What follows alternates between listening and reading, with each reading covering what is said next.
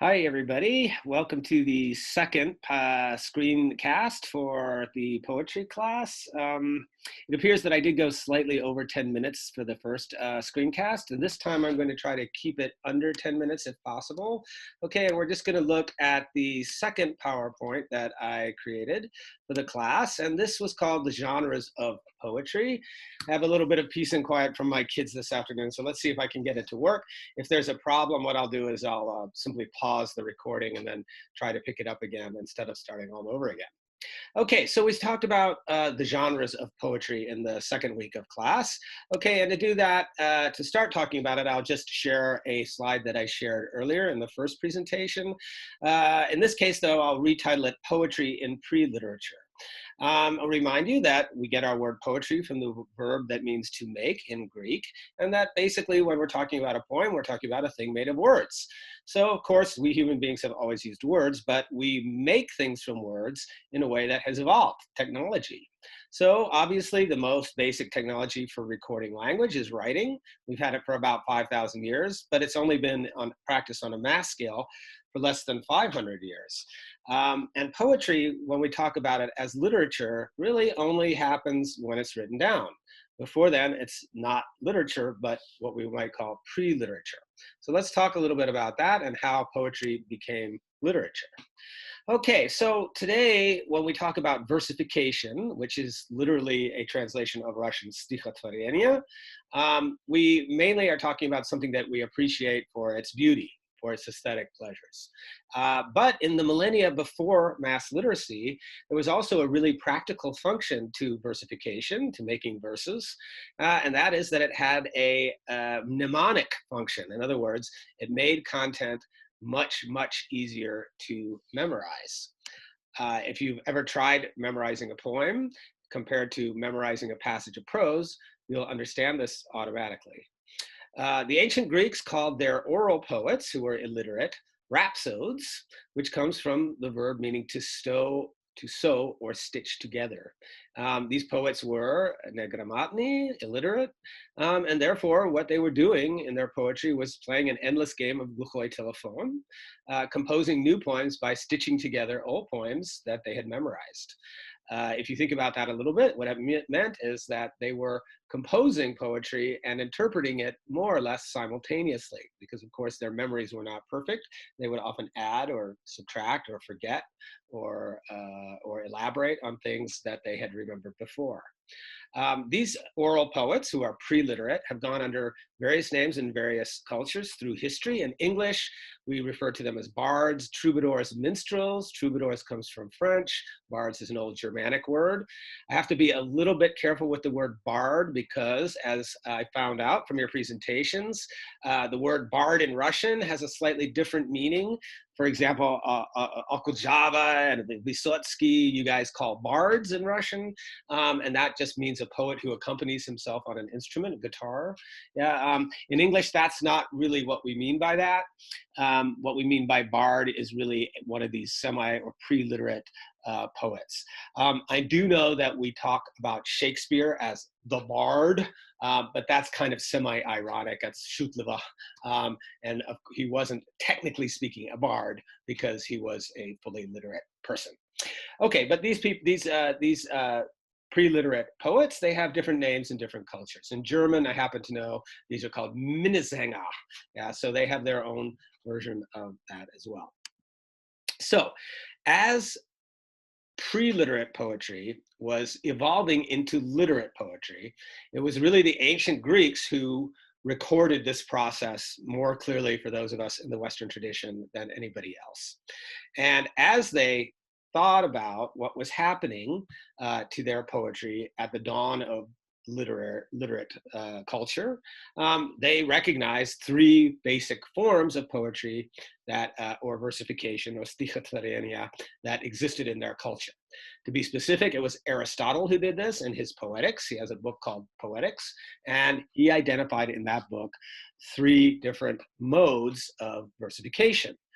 Epic is a long narrative poem that centers on a single hero or group of heroes and recounts an historical event. or a mythical quest or some other podvik, yeah, that a community understands as central to its identity. Dramatic poetry or verse is a stylized enactment of a conflict between different characters, often including one who represents the community. We still have that, of course, chorus.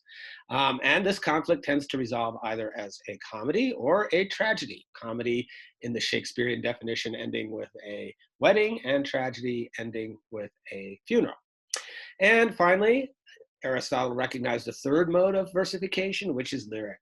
The lyric gets its name from a guitar-like instrument called the lyre, and thus lyric poetry is meant to be sung.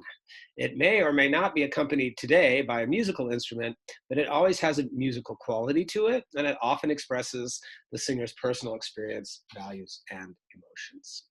Okay, so as the Greeks observed pre-literature coming into literature, in other words, the dawn of literacy, they basically summed up three modes of versification: epic, which narrates; dramatic, which enacts; and lyric, which sings.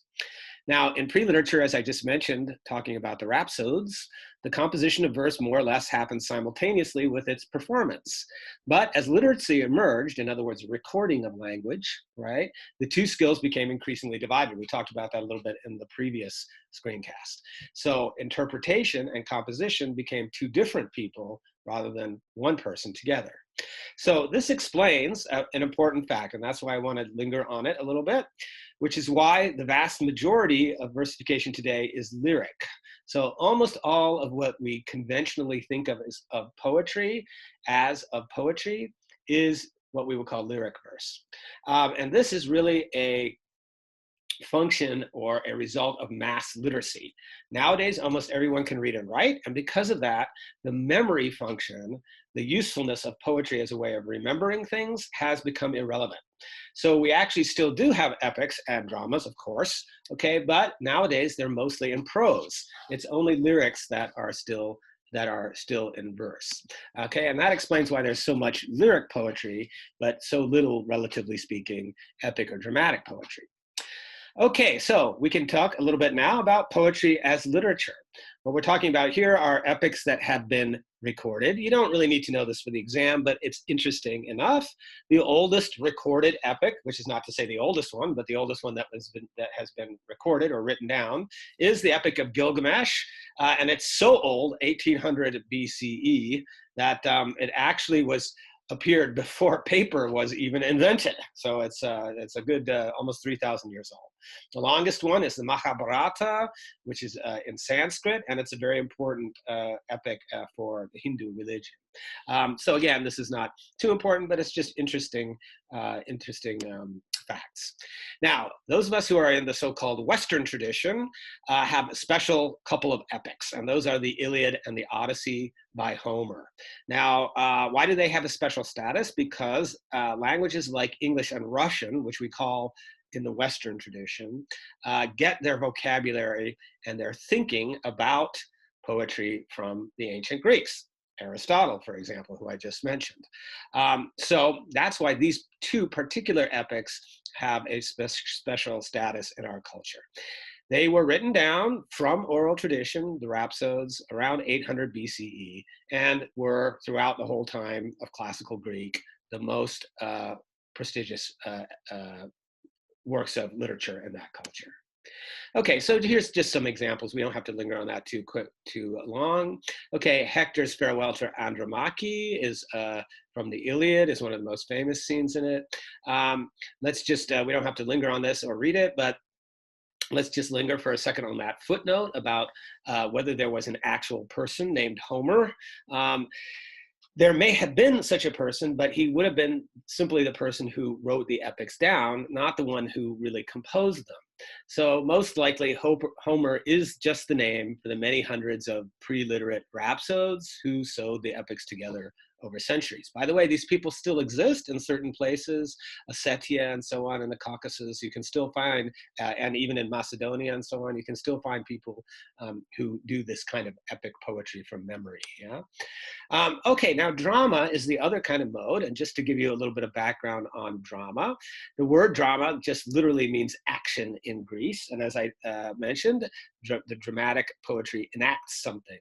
So it is interesting that ancient Greek drama is the oldest drama on record. We don't have any other recorded drama older than that of the Golden Age of Greece from about 500 years before the current era. We know that it originated at a religious festival held every spring in honor of Dionysus, the god of wine and revelry. You might have heard Dionysus as you might have heard the word Dionysian, meaning sort of ecstatic and crazy, like at like at a music festival. There are only a few plays from this festival that have survived, and they were written by our tragedians, Aeschylus, Sophocles, and Euripides, and by Aristophanes. They all wrote in verse. Yeah, here's a good example. Okay, from the play Antigone, which we do in our World Lit courses. Okay, just to hurry it on a little bit, these are other examples from recorded drama around the world. Drama, of course, must have existed long, long before it was written down, but the oldest written example is in Greece. We also have Sanskrit a little bit later, Chinese opera, Japanese Noh, and so on. Okay, now we're just going to talk a little bit about where epic and dramatic have gone. The epic and dramatic modes today are really victims, I don't quite want to say, but they really have been affected by the Gutenberg Revolution. So Gutenberg was the guy who really popularized the printing press, Johannes Gutenberg, I just remembered his first name.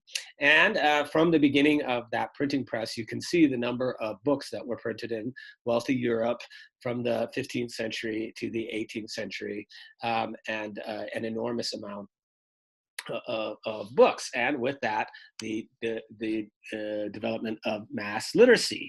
So the epic essentially evolved into the novel. The novel is still a tremendously popular genre, and by the early 20th century, people like James Joyce, who were consciously evoking the ancient epics in their work, had come to understand that basically the novel had come to replace the epic, because once again, it's a long narrative about a hero central to a community's identity.